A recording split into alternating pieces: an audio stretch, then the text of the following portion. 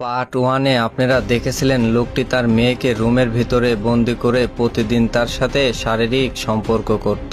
এভাবেই প্রায় 1 বছর কেটে যায়। মেয়েটি এখন গর্ভবতী হয়ে গেছে আর দেখতে দেখতেই রুমের ভিতরেই সে একটা বাচ্চার জন্ম দেয়। তারপর থেকেই মেয়েটি ধীরে ধীরে নিজেকে সেখানেই মানিয়ে নেয়। এই কথাটা মেয়েটির মা কখনোই বুঝতে পারেনি যে মেয়েটিকে রুমের ভিতরে বন্দি করে রাখা হয়েছে। তার 1 বছর পরে মেয়েটি আবারও একটা বাচ্চার জন্ম দেয়, আর যদি সেখানে কোনো বাচ্চার অসুস্থ হতো তাহলে মেয়েটি নিজেই তার চিকিৎসা করত।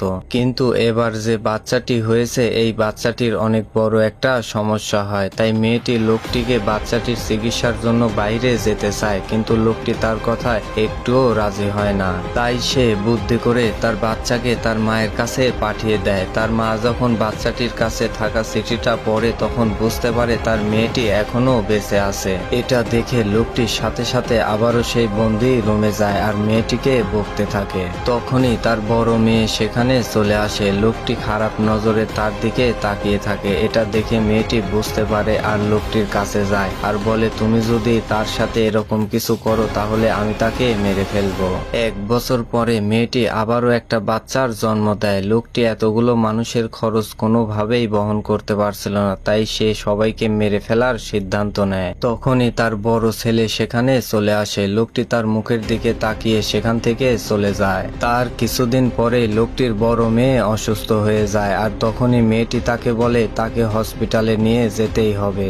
লোকটি এতদিন তার কথা না শুনলেও আজকে তার মেয়েকে বাঁচানোর জন্য তার কথা শুনে হসপিটালে নিয়ে যায়। ডাক্তার যখন লোকটিকে ওষুধ আনতে বলে তখনই মেয়েটি দেখতে পায় সেখানে একজন পুলিশ দাঁড়িয়ে আছে। এবার লোকটি যখন বাইরে ওষুধ আনতে যায় তখনই মেয়েটি পুলিশের কাছে গিয়ে সব কথা বলে দেয় আর তখনই লোকটি পালানোর চেষ্টা করে। পুলিশ গিয়ে সাথে সাথে লোকটিকে সেখানেই ধরে ফেলে। তারপরে পুলিশ গিয়ে বন্দি রুমের ভিতর থেকে সবাইকে বের করে আনে, যা দেখে মেয়েটির মা অবাক হয়ে যায়। মেয়েটিও পরবর্তীতে তার পছন্দের মানুষকে বিয়ে করে আর গল্পটা এখানেই শেষ হয়ে যায়।